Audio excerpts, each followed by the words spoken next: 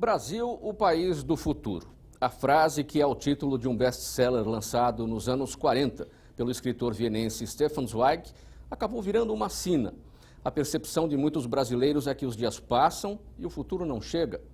Para pelo menos um brasileiro, nunca estivemos tão distantes do futuro. O jornalista e consultor político Gaudêncio Torquato afirma que o Brasil sequer chegou ao século XXI quando o assunto é gestão do Estado.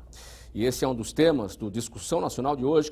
O presidente da Assembleia Legislativa de São Paulo, deputado Fernando Capês, e o consultor político Gaudêncio Torquato trocam ideias sobre o que falta para o Brasil finalmente chegar ao futuro. Vamos conhecer um pouco da trajetória do jornalista Gaudêncio Torquato. Acompanhe. Francisco Gaudêncio Torquato do Rego nasceu em 1945 na pequena Luiz Gomes, cidade que fica no sudoeste do Rio Grande do Norte, quase na divisa com a Paraíba. Vencedor do Prêmio ESSO de jornalismo na categoria científica, trabalhou nos principais jornais do país, entre eles Jornal do Comércio, Folha de São Paulo e Correio da Manhã. A experiência na produção de grandes reportagens levou Torquato às portas da universidade. Foi convidado para ser professor de jornalismo na Faculdade Casper Líbero e logo em seguida chegou à ECA, a Escola de Comunicações e Artes da Universidade de São Paulo. Doutor em comunicação, atualmente Torquato presta consultoria em marketing institucional e político e em comunicação organizacional. Ministra aulas na USP e preside a GT Marketing e Comunicação. É autor de diversos livros, entre eles Marketing Político e Governamental, um roteiro para campanhas políticas e estratégias de comunicação. Olá, nosso querido telespectador que nos acompanha aqui em mais um Discussão Nacional. O programa trata de temas relevantes em nível nacional. Não é sobre esporte, mas hoje vamos entrevistar um autêntico craque.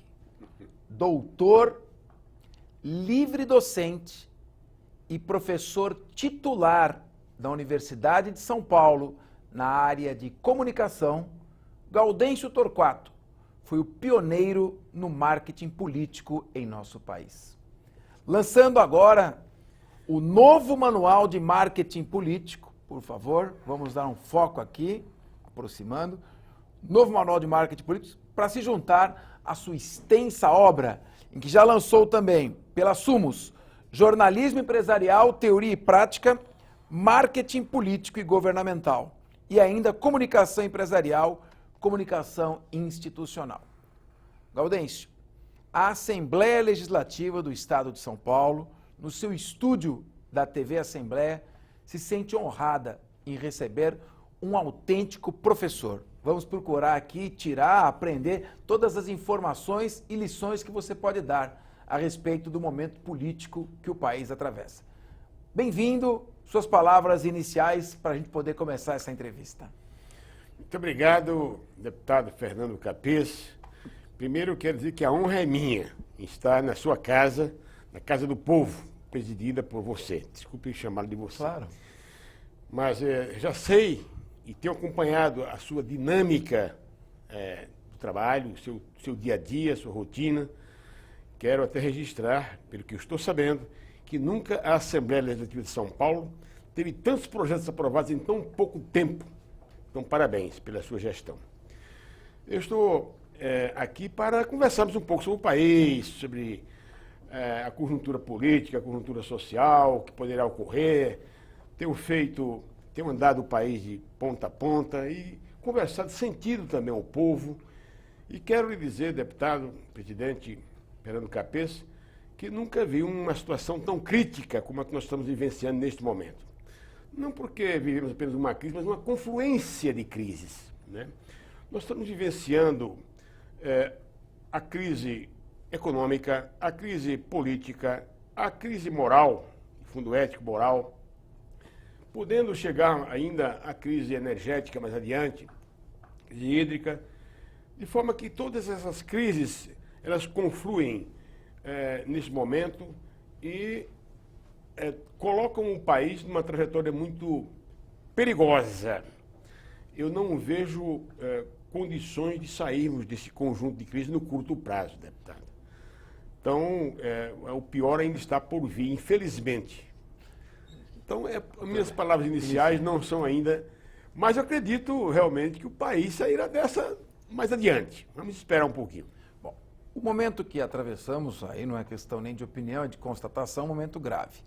Na sua opinião, a crise é mais política do que econômica? É as duas ao mesmo tempo? Ela é uma crise ética? Como o senhor analisa esse quadro de crise e como chegamos a esta situação? Pois é.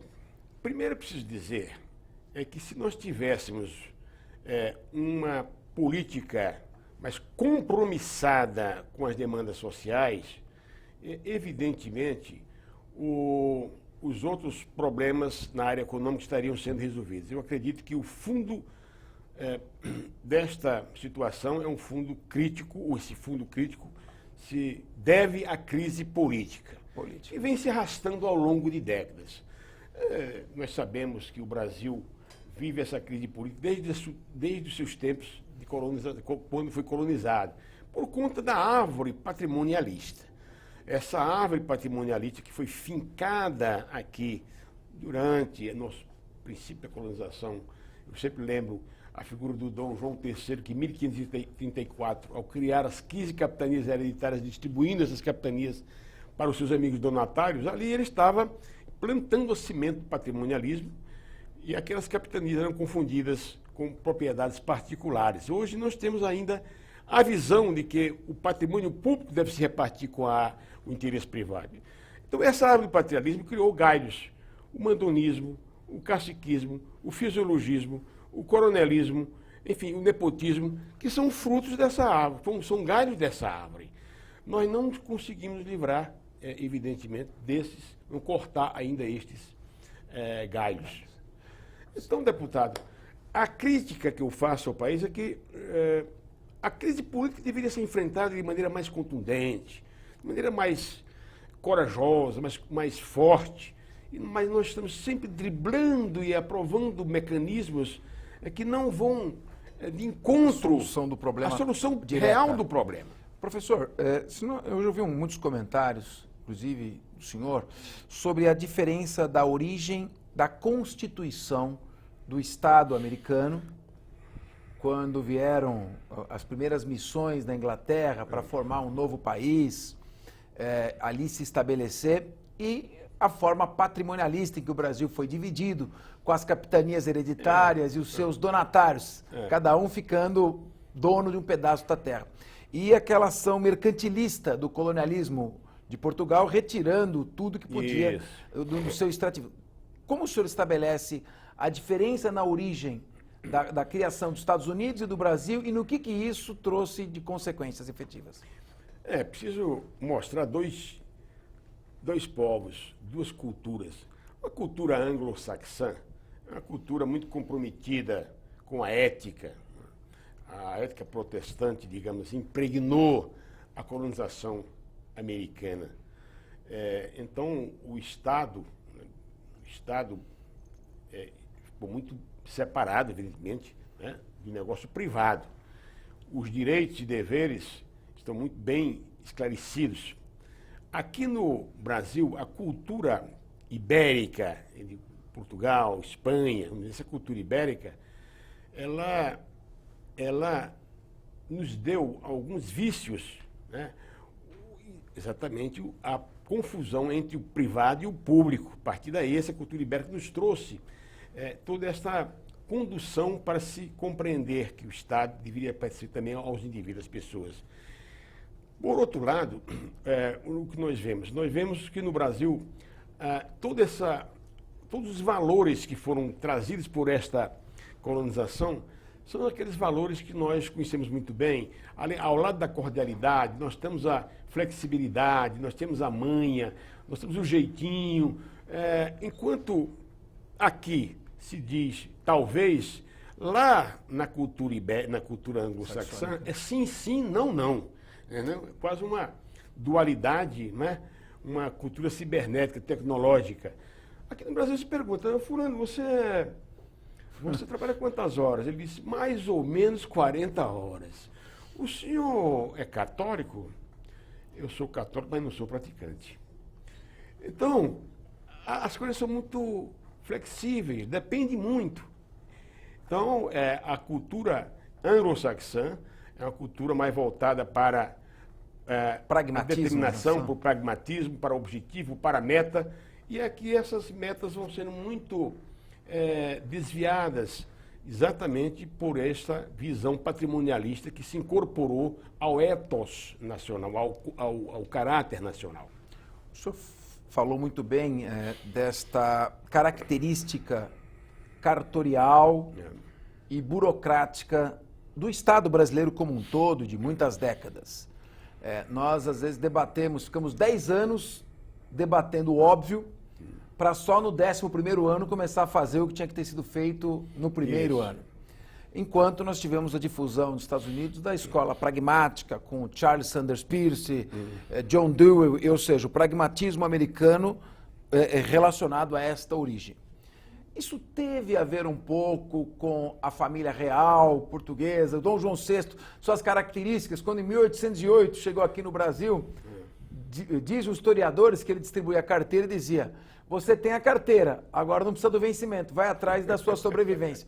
Essa é uma característica geral ou teve também a ver com características próprias da colônia real, a comunidade real que veio para o Brasil em 1808? Todos esses vícios vêm lá de trás, sem dúvida nenhuma. Até quem defende a ideia de que na cultura ibérica também se coloca até o Império Inca, por exemplo, que lá do norte até o Chile, até embaixo, né? Esse Império Inca teria sido também um império muito concentrado no poder do cacique, no poder da caneta, quem manda mais. No Brasil, o poder da caneta é que manda, os outros poderes estão à margem do poder da caneta. Então, uma visão centralizadora, uma visão presidencialista. E essa cultura da benesse veio lá de trás, da distribuição com recompensas. Então, o balcão de recompensas do Estado, eu sempre digo, o Estado criou desde o início três, vamos dizer, bichos, três entes. Primeiro é a vaca, né? A vaca que oferece as suas tetas para milhares sugarem suas tetas. Devíamos controlar mais a vaca, vem lá de trás. Segundo... A vaca seria o Estado com as suas tetas? O Estado brasileiro, exatamente, com suas tetas, abrigando milhares de pessoas. Há essa tentativa lá de trás de vamos sugar nas tetas da vaca. Que o empreguismo vem daí. Segundo, o vampiro que suga o sangue do Estado, né? Particularmente em alguns momentos, nas emboscadas da noite. Daí porque deveríamos tentar cortar, ou eliminar o vampiro com transparência. Falando em transparência aqui na Assembleia. Transparência. O vampiro não existe, não sobrevive com o sol, a luz do sol. O vampiro seria o agente público corrupto, aquele que parasita? As máfias que se juntam para sugar o Estado. Aí, nós temos a Operação Lava Jato, onde os vampiros apareceram para sugar o Estado, né? Durante as artimanhas, as emboscadas feitas, né? Não à luz do dia, às vezes. E, por último, o Pinóquio, que eu chamo do Pinóquio, que é a mentira que se estabeleceu no país, que se estabelece no país, e o Pinóquio que é muito característico também da cultura brasileira, né? A mentira, a versão, entendeu? Por exemplo, o marketing do Brasil, ele tem sido muito espetacularizado. As pessoas prometem alguma coisa na televisão e não cumprem. Então, na verdade, o que nós vimos da presidente, por exemplo, Dilma, foi uma promessa em campanha que não foi cumprida. Então, o Pinóquio faz com que o nariz cada vez mais cresça no país. É preciso cortar esse nariz de Pinóquio para que a verdade apareça.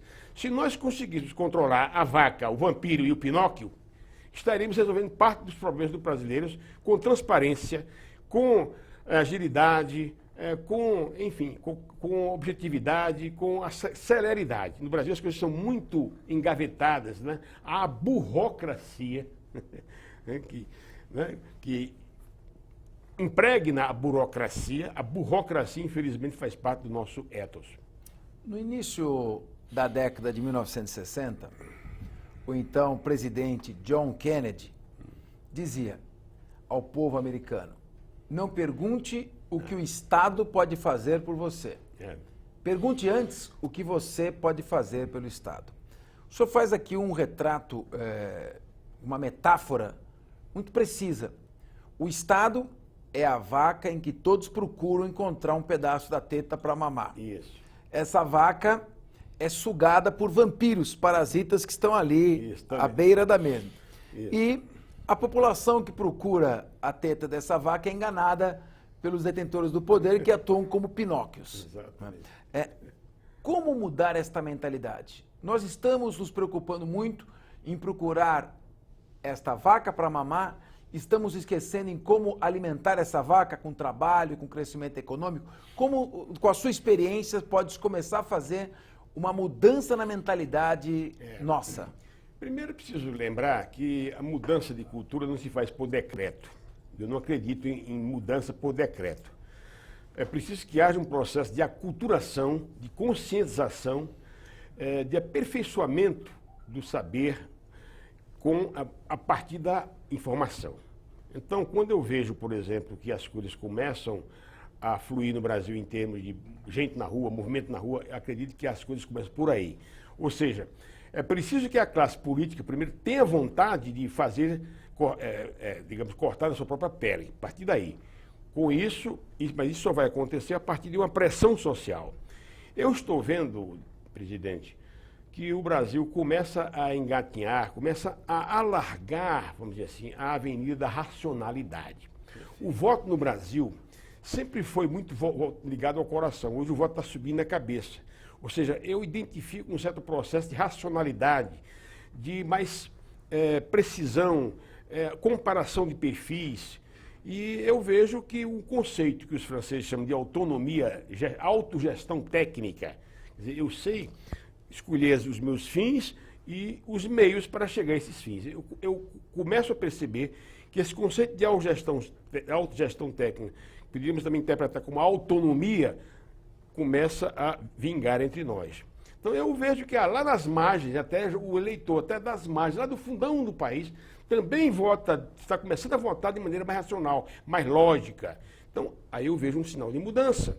Então, vamos acreditar que a racionalidade começa a aparecer, claro, via educação. Com a ampliação dos bolsões de comunicação nas margens, etc., mais educadas, nós vamos ver uma pressão maior. E, felizmente, acredito muito na democracia participativa, nessa democracia direta, que devemos observar sua presença não apenas por meio dos mecanismos impostos na Constituição, como o referendo, o plebiscito e a lei de iniciativa popular, mas eu vejo também a participação do povo no processo decisório, quando eu vejo muita gente nas ruas, as organizações sociais.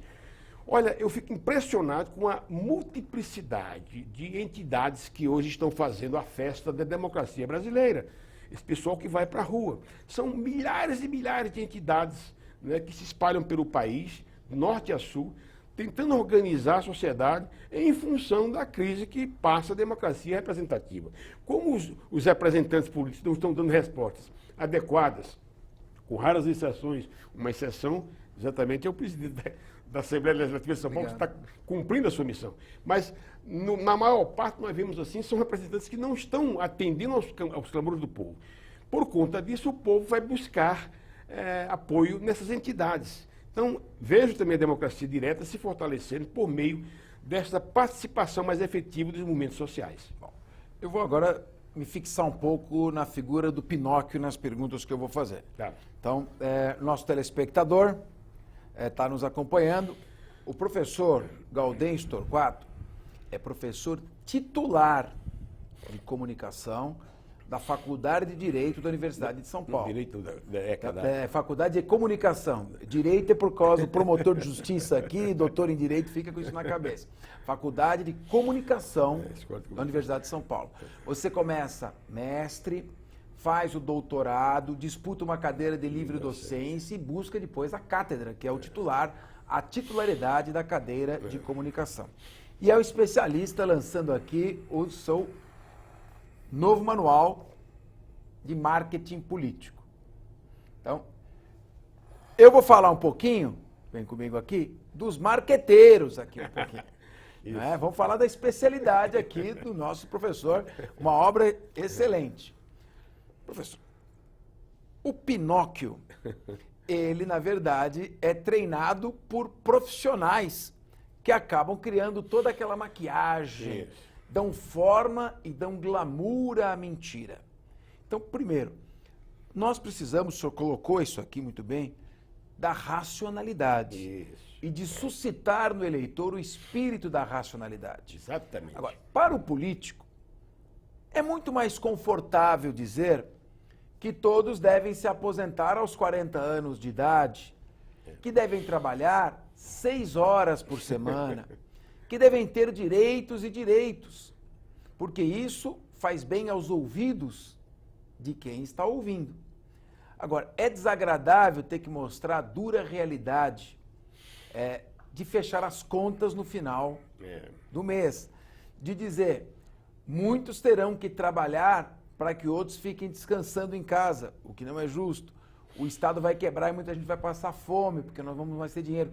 O mito do welfare state, que funciona bem na Noruega, nos países escandinavos, no Brasil, com 200 milhões de habitantes, pode não funcionar. Então, a minha pergunta dentro da sua área do marketing político, como se fazer uma campanha falando o político deve dizer sempre a verdade. Isso. Agora, como fazer com que a classe política se conscientize de que ela deve sempre falar a verdade e isso ter uma repercussão positiva no eleitor?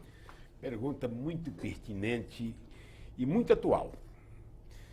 Primeiro, preciso lembrar que essa questão do Pinóquio, do espalhafato, da exuberância, da estética, das cores, essa questão vem lá de trás também.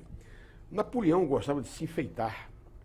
Luís XIV vestia-se como um pavão, desfilava lá com seus cavalos todos enfeitados, no Palácio de Versailles, como um pavão.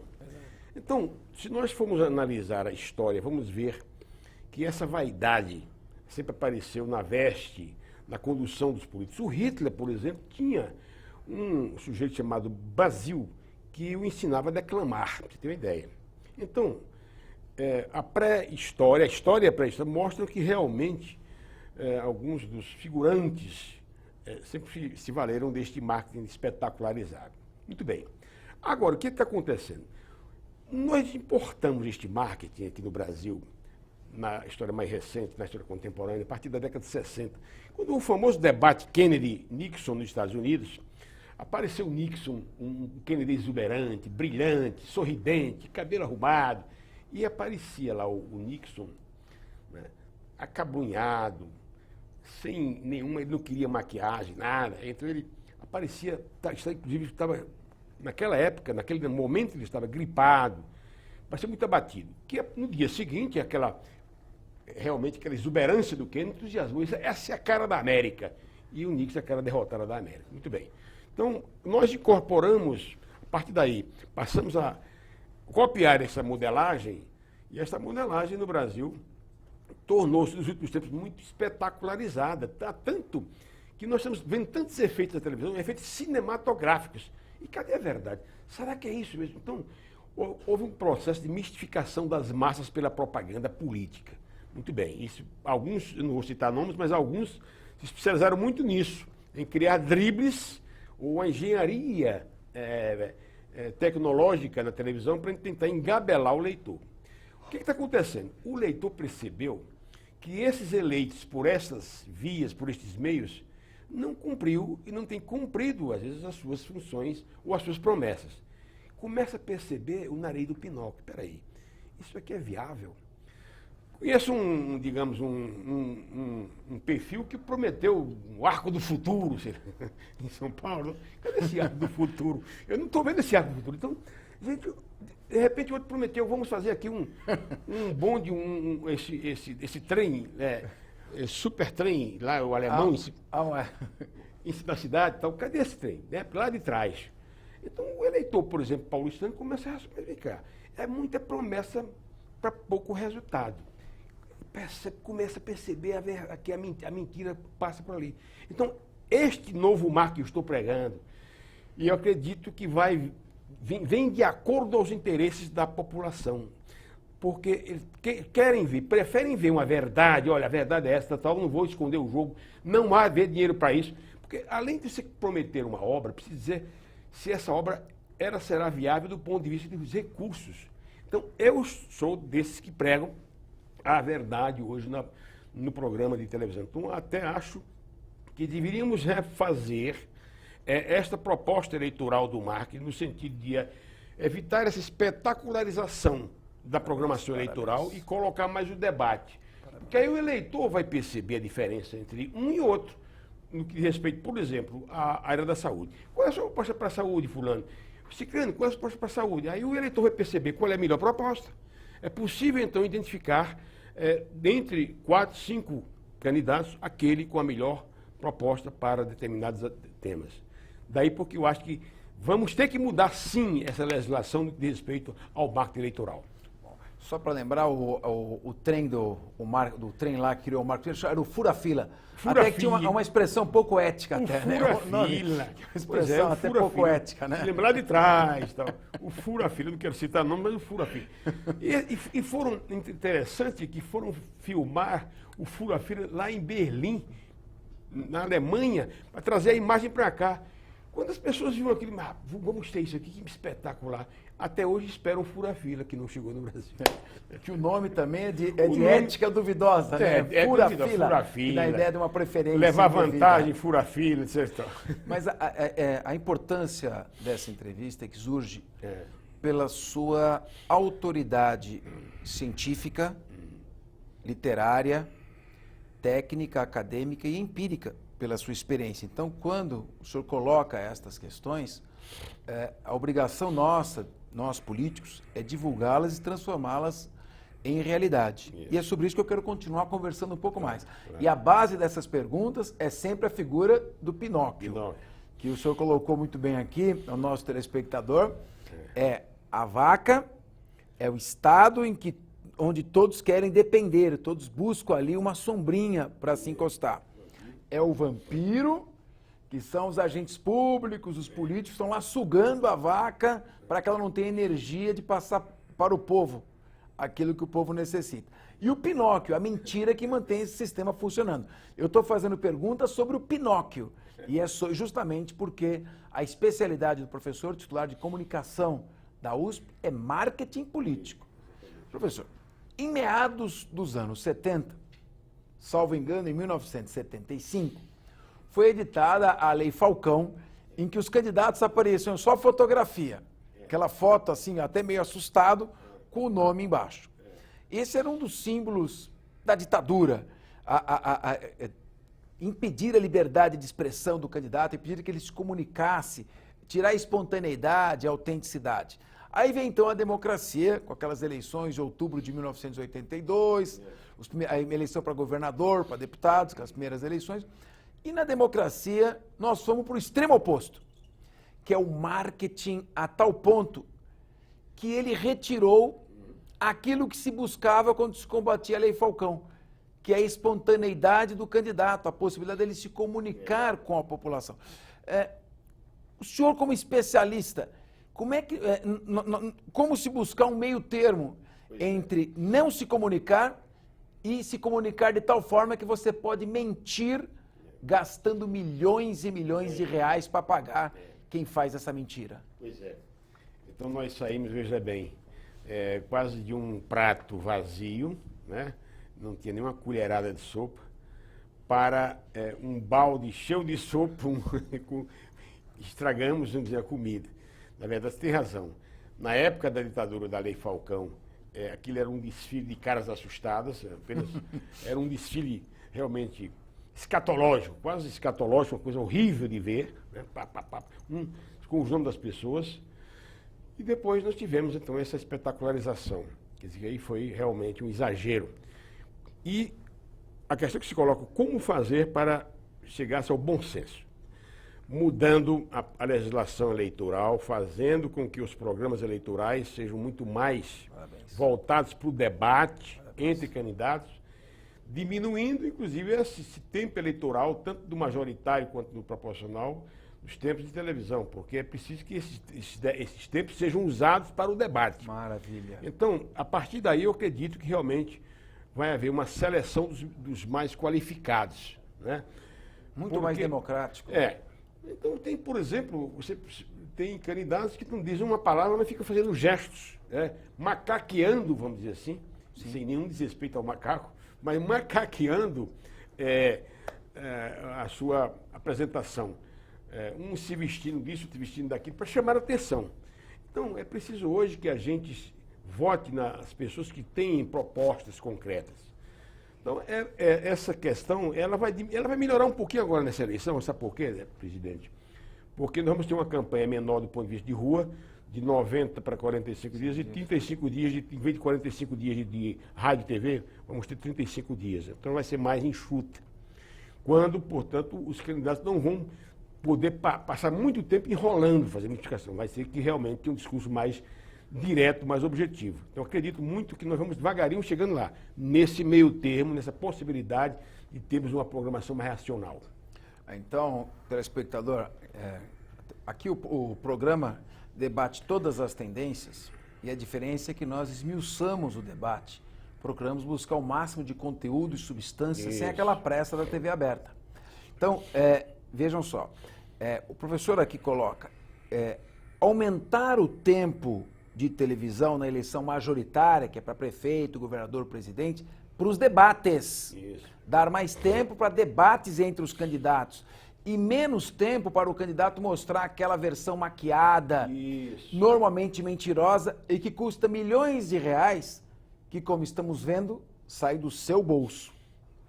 Então, professor, vamos prosseguir aqui nessa questão ainda do Pinóquio. Uma vez que se constata que um candidato ganhou uma eleição usando de uma estratégia de marketing político, no qual ele apresenta uma série de propostas que não se viabiliza, isso configura de alguma forma, a seu ver, uma fraude eleitoral ou uma fraude na vontade do eleitor e frustra os fins de uma campanha? Olha, há certamente uma razoável parcela de engodo na situação. O eleitor até pode dizer, não, mas eu votei porque eu gostei do que ele falou, da maneira como ele falou e tal, se pergunta, mas o que ele falou? Aí eu não sei, mas eu gostei dele. Pode até haver esse tipo de resposta. Mas eu acredito que nós deveríamos, para corrigir essas distorções, tentar caracterizar mais as propostas de cada candidato. Se um candidato na área proporcional, mesmo na área proporcional, né, deputados, vereadores, etc., eles deveriam também se comprometer com determinadas temáticas da sociedade. Não apenas ficar porque eu sou fulano e tal, tal. Entendeu? Então, deveria haver uma clareza, uma ligação maior entre o perfil e a temática. Segundo, acredito que nós poderíamos instituir, depois de um grande debate na sociedade, um programa como esse, que debate de maneira muito tranquila e profunda as questões, poderíamos tentar instituir no Brasil aquilo que os americanos chamam de recall. Vamos instituir o recall, que é uma rechamada. Uma rechamada, ou seja, se um representante ou um governante não cumprir plenamente aquilo que prometeu, uma percentagem do eleitorado, né, poderá pedir, do eleitorado daquele que poderá pedir a sua cassação, né, por um processo que evidentemente é complicado, isso vai ter que passar por toda uma liturgia dentro da Câmara de Representantes dos Estados Unidos, isso é um do recall que está instituído. E com essa possibilidade nós vamos ver, evidentemente, os candidatos passíveis de perderem os seus mandatos. E se eles encontram esse desafio, esse risco, essa ameaça mais diante deles, eles não vão enrolar tanto. Agora, é claro que nós estamos chegando também nessa política de compromissos por conta, eu digo, da pressão social. Nós estamos vendo que cada vez mais a sociedade se organiza por meio de grupos, categorias, núcleos e buscam os representantes para se comprometerem com essas causas. Eu acho isso muito justo nos Estados Unidos. Tem a figura do lobby lá também aprovada, está na Constituição americana. Deveríamos realmente, aqui no Brasil, instituir também um tipo de proposta em que o político pudesse se comprometer com determinadas demandas da sociedade organizada. Perfeito. Então, neste caso aí, nós vamos ter as bancadas menos enrolativas, menos voltadas para o engodo, para a mentira, e muito mais voltadas para o compromisso com a sociedade por meio de seus núcleos e categorias sociais. Qual a sua opinião sobre obrigar os candidatos, principalmente os candidatos a eleições majoritárias, prefeito, governador, presidente, onde a possibilidade de dano é muito maior, obrigar esses candidatos a registrarem não só as propostas, mas especificar as metas dessas propostas. E, em primeiro lugar, o que não tiver registrado na Justiça Eleitoral, ele está proibido de falar durante a sua campanha. E o que tiver registrado, se ele não, ao término do mandato, ele sofrerá uma inelegibilidade por não ter cumprido aquilo que prometeu. É muito radical essa proposta? Como é que poderíamos caminhar? É simpática do ponto de vista de apresentação, mas na atual conjuntura política me parece inviável, porque nós precisamos, de antemão, fazer uma reforma em profundidade na feição partidária.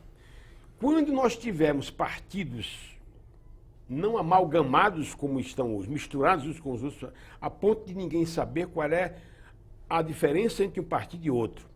Mas quando nós tivermos uma reforma partidária que permita identificar PMDB, PSDB, PT, PP, PRD, PDP, PSD, etc., nós identificarmos para cada partido uma fatia doutrinária que defende, aí eu veria que aí teria condição de se aprovar uma proposta apenando o governante, na área majoritária, que não cumprisse aquela doutrina, aquela proposta do seu partido.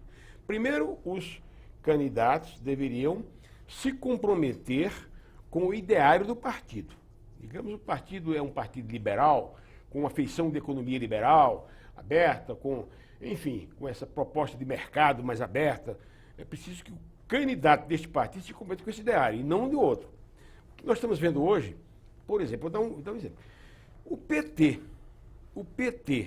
me desculpe aqui tratar do PT, porque parte do PT aprova hoje a política fiscal, o programa fiscal do governo Dilma, e outra parte do PT combate. O próprio ex-presidente Lula está dizendo que prefere hoje uma política de crédito e não de aumento de imposto. Está dizendo isso hoje nos jornais. Contra o próprio partido dele, que está defendendo uma posição contrária. Então, veja a dissonância, a divergência entre partidários.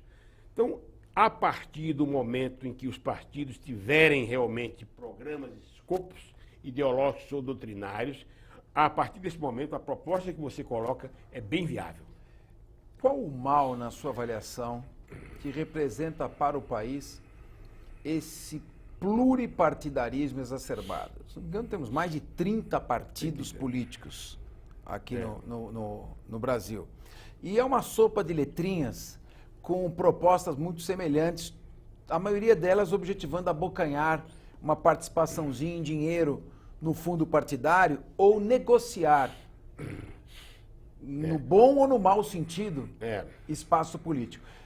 Que mal representa isso? Como se limitar os partidos para moralizar a política sem coartar a democracia?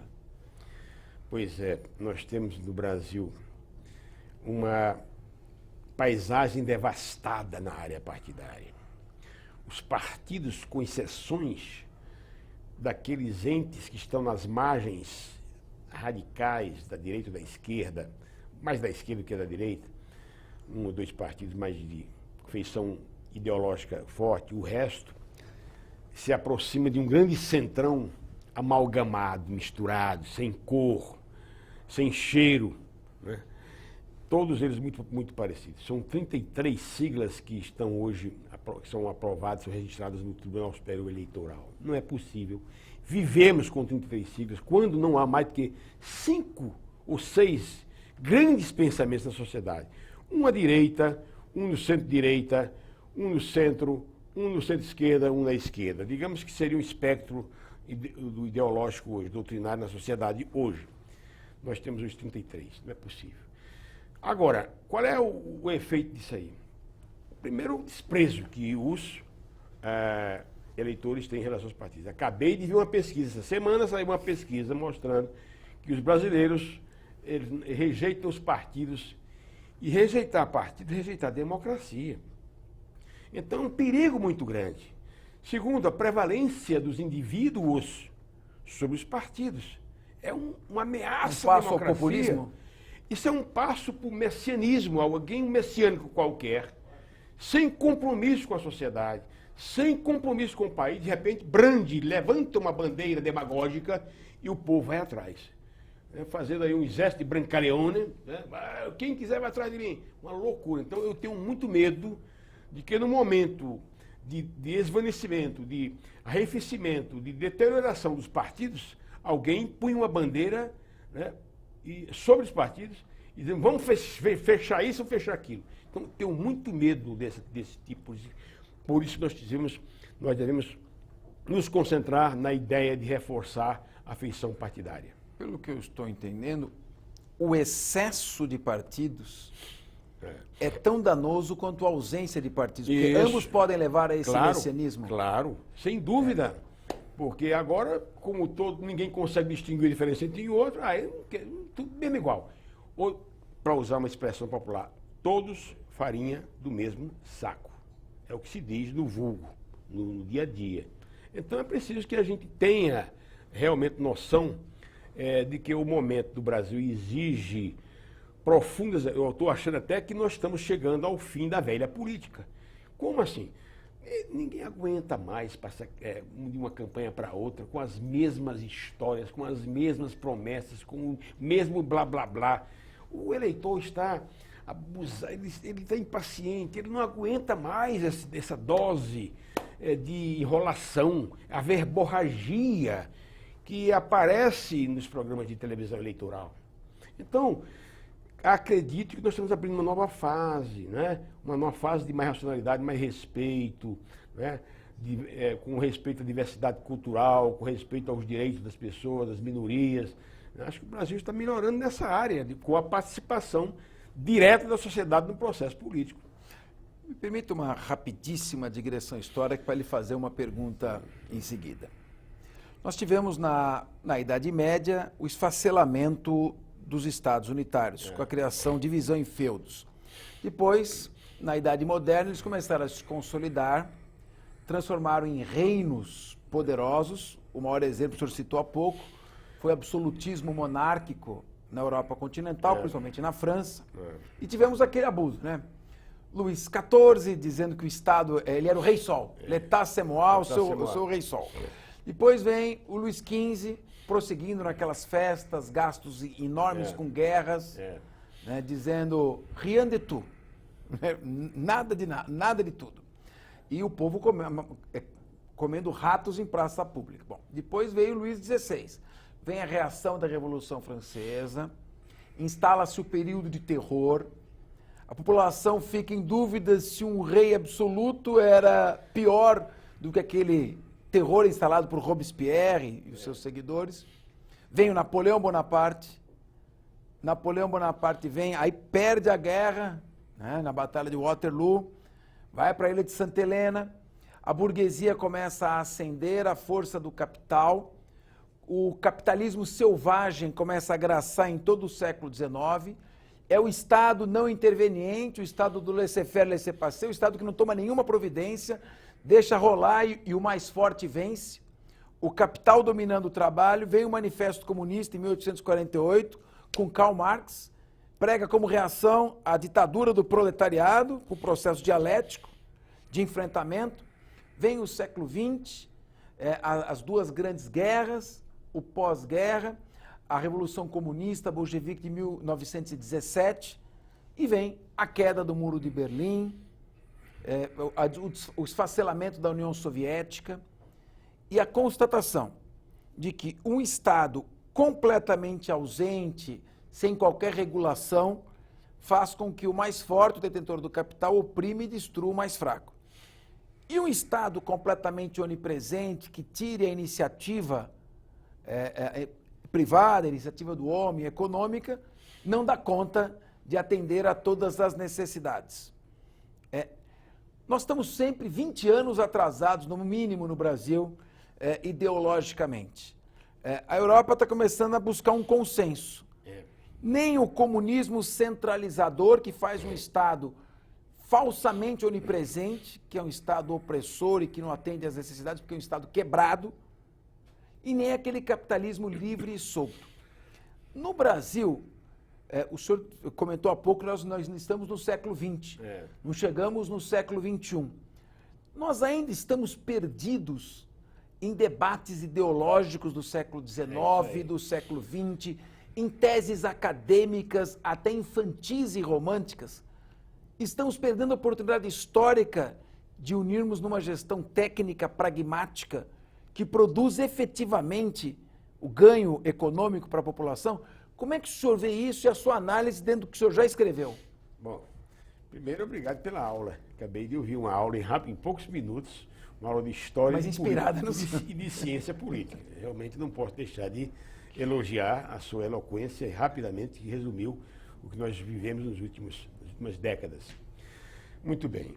Primeiro, preciso dizer que este embate ideológico está ultrapassado entre o comunismo e o socialismo clássico de um lado, o liberalismo de outro. Vamos chegar aí a um consenso de que o ideal hoje não é nem o Estado intervencionista completo, nem é o Estado devastado pelo mercado, pelo capital. É preciso que se chegue a um bom termo, cada país deve chegar à sua modelagem com um Estado que possa interferir no mercado quando se faz necessário. O próprio Estados Unidos, que é o berço da democracia ocidental, o próprio Estados Unidos fez essa intervenção em função da crise de 2008, nós vimos aí intervindo na economia. Então é preciso que o Estado continue a ter esse poder de intervenção quando se faz necessário, mas deixando evidentemente aí que a livre iniciativa leve o Estado, livrando o Estado das suas funções essenciais, quer dizer, é preciso que se dê à economia privada, ao mercado, a capacidade de gerir aí a própria sociedade, os negócios da sociedade. Agora, este embate hoje, na verdade, no Brasil, é muito infantil, por isso que eu digo que nós, enquanto o mundo respira hoje uma nova realidade, uma realidade tecnológica, as redes sociais explodindo como fenômeno de comunicação no mundo, né? Até tentando se contrapor às redes sociais tradicionais, à mídia massiva. Nós estamos vendo o mundo absorver tecnologia a cada dia e ainda nós identificamos no Brasil grupeiros e grupinhos pequenininhos discutindo a necessidade de voltarmos ao século XVIII. Não é possível. Ou ao início da Revolução Industrial no século XVII. Não é possível uma situação dessa. Então, eu vejo que estes pequenos grupos, esses minúsculos grupos, eles querem, evidentemente, apenas visibilidade, querem se diferenciar do corpo comum da sociedade, tentando dar um grito mais alto ou tentando agitar bandeiras ultrapassadas. Acredito que no Brasil nós deveríamos chegar a um consenso hoje, a um esforço suprapartidário, a um esforço para que nós pudéssemos chegar a um consenso em torno das ideias mínimas. Qual é o projeto mais necessário para o país hoje, do ponto de vista do desenvolvimento? Qual é o projeto para o desenvolvimento das regiões do Brasil? Nós temos regiões diferenciadas, uma muito diferenciada de outra região. Como é que nós poderíamos incrementar a formação de novas lideranças no país? São temas que deveriam receber consenso, né? Não podemos ter uma visão de país tão dísparo como nós temos. Então, o que está faltando no Brasil é uma agregação, uma integração de propósitos. Porque eu vejo hoje a luta pelo poder simplesmente a luta pelo poder sem um engajamento ideológico, sem uma proposta. Simplesmente para derrubar o outro. Vamos substituir. O que você vai colocar no lugar do outro? Qual é a proposta para o país? Então é preciso que cheguemos ao consenso suprapartidário. Ou seja, que a racionalidade impere. Vejam ainda que nós temos, eu vejo engraçado, né? A tecnologia avançando, a medicina avançando, a idade útil, a dia média do brasileiro deixou de ser 50 por ser 75 anos de idade. O avanço das técnicas, das tecnologias, das áreas sociais e a cabeça, muita cabeça política voltada ainda para 1930, como se estivesse vivendo a época dos tenentes, a época do tenentismo, a época, o início do século XX. Não é possível. É preciso que haja uma reciclagem, é preciso que haja uma remodelação na engrenagem política. Por exemplo, o nosso presidencialismo, ele não pode continuar a ser um presidencialismo de cunho imperial como é hoje. Tudo, o Congresso depende do Executivo, é preciso que os poderes se respeitam e façam aquilo que a Constituição determina, sejam autônomos, independentes e harmônicos. Nós não vemos essa harmonia de maneira tão forte como deveríamos ver no Brasil. Enfim, é preciso, portanto, que haja uma remodelação da consciência política do Brasil. Eu vou retornar sempre a essa trilogia fantástica sua, do Estado como a vaca, o político aproveitador como o vampiro e o Pinóquio, que é a mentira que mantém esse sistema funcionando. O que está nos impedindo de passar para a fase de crescimento econômico?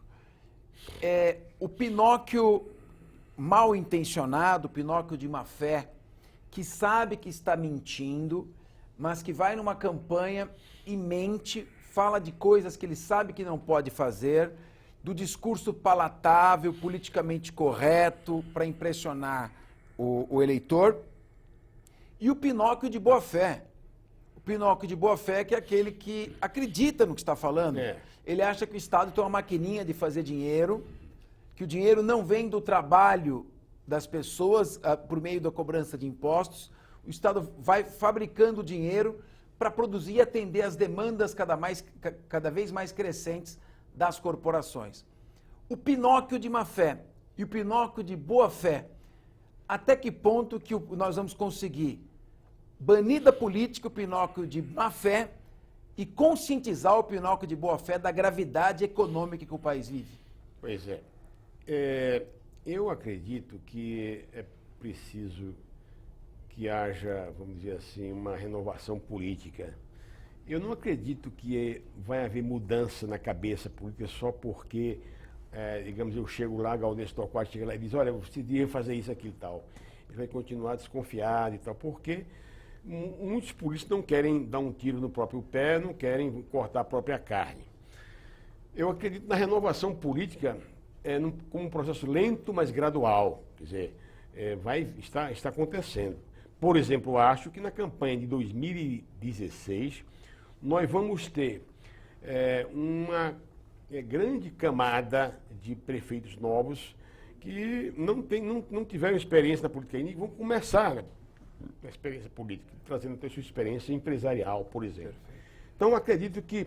A chegada de políticos não profissionais. Não profissionais, porque a política, presidente, ela deixou de ser uma missão naquele conceito aristotélico da polis, né? O cidadão é convocado para servir a sua cidade, política, para fazer o bem da sua cidade. Ele era escolhido pelo povo para servir ao povo. Esta missão, a escolha, ficou hoje degradada pela missão, e a missão se tornou profissão. Quando a polícia se torna profissão para ganhar, para ascender, na escala social, subir, etc., ela começa a receber aí uma degradação. Então, eu acredito que só a conscientização, só a formação, por meio da educação, eu não acredito realmente em mudança no curto prazo, só uma mudança por via educacional. Com essa nova geração de políticos, nós vamos ter realmente aí um compromisso com o futuro. Porque podemos identificar até 10, 15%, digamos, de pessoas lá no Congresso Nacional que se comprometem com o Brasil real, etc., mas eles não têm força para mudar. A cabeça velha é ainda que domina. Então, eu só acredito que o Pinóquio bom, o Pinóquio ruim, mude quando, evidentemente, ele for afastado. Ele vai continuar na política por muito tempo, o Pinóquio ruim. Nós ficamos aqui em cima do Pinóquio, né? O que é o Pinóquio? É aquele mentiroso mesmo, malandro que vai para a campanha. E o Pinóquio inocente, que ele acredita mesmo no que ele está falando, ele só vai ver que o fogo queima quando a mão estiver dilacerada pelas chamas. Ou seja, ele vai ter que ver o Brasil cair num abismo para ele perceber os equívocos que está cometendo. Agora, e o vampiro? Os vampiros estão sendo cuidados pela Operação Lava Jato, o fortalecimento das instituições no Brasil. Eu almoçava com o cônsul-geral dos Estados Unidos e ele me dizia impressionado com o fortalecimento das instituições do Brasil, diferentemente de outros países em que elas ainda não atingiram esse grau. Então você tem um Ministério Público forte, você tem uma Polícia Federal eficiente e uma imprensa incrivelmente poderosa. Tem países na Europa que têm imprensa vigiada, não como a nossa imprensa. Então, com esses três elementos, nós estamos no bom caminho para combater o vampiro ou a justiça continua lenta Não, você deu aqui, eu tinha esquecido de colocar esta tríade, veja bem. O Brasil está sendo escancarado, está sendo passado a limpo, graças a Deus. Nós temos um Ministério Público ativo, essa turma jovem do Ministério Público, na minha visão, tem um compromisso com o país. É um judiciário que começa realmente a despertar para o conceito da celeridade e da busca da verdade, não é? A partir da primeira instância, nós estamos vendo aí exemplo da primeira instância. Temos, então, uma pressão social que exige que esse Poder Judiciário também faça a justiça mais célere, enfim. E a Polícia Federal, que tem dado exemplos de realmente profissionalismo. Então, eu acredito que o caminho é esse. Nós estamos vendo aí um grupo novo, um grupamento de controle. O vampiro, veja bem, ele só vai ser escorchado, ele só vai ser expulso com a clareza do sol. E a clareza do sol é essa que o Ministério Público está dando, é essa que a Justiça está também iluminando, está colocando.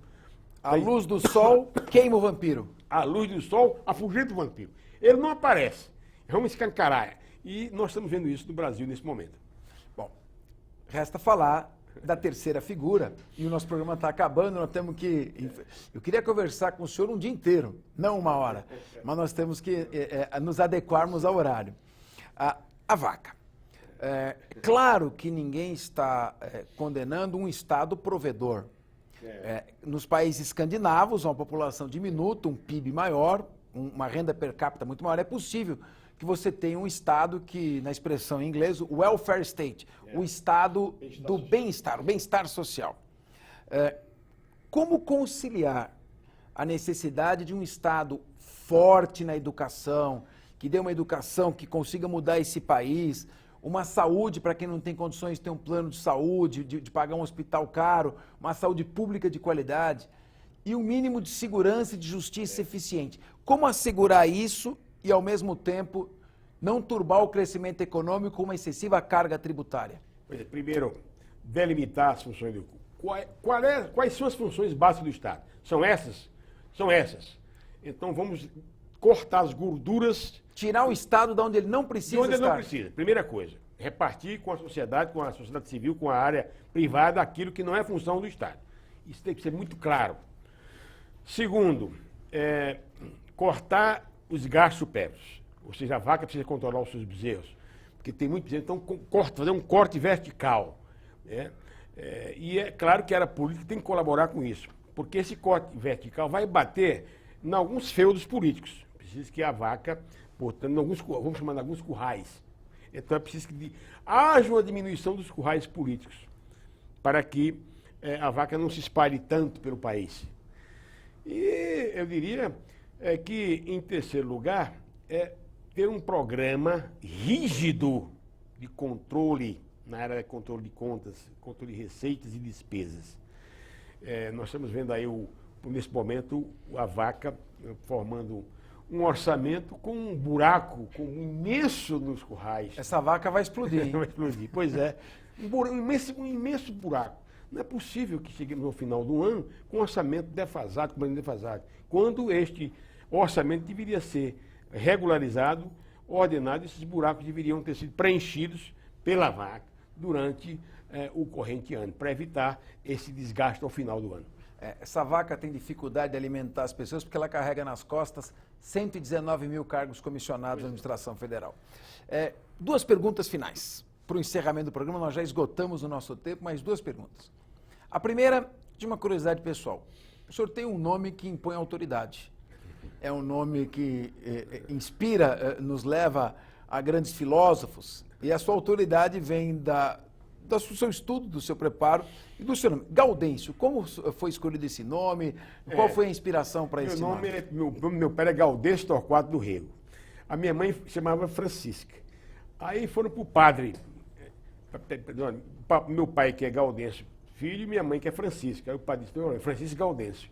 Então, salomonicamente, o padre Miguel sugeriu que meu nome fosse Francisco Gaudêncio Torquato do Rego. Eu tive o nome do meu pai e de minha mãe. Só que para efeito de jornalismo, eu comecei no jornalismo com 19 anos, 21 anos, estava ganhando o Prêmio Oeste Nacional de Jornalismo com 21 anos. Então eu adotei seu Gaudêncio Torquato.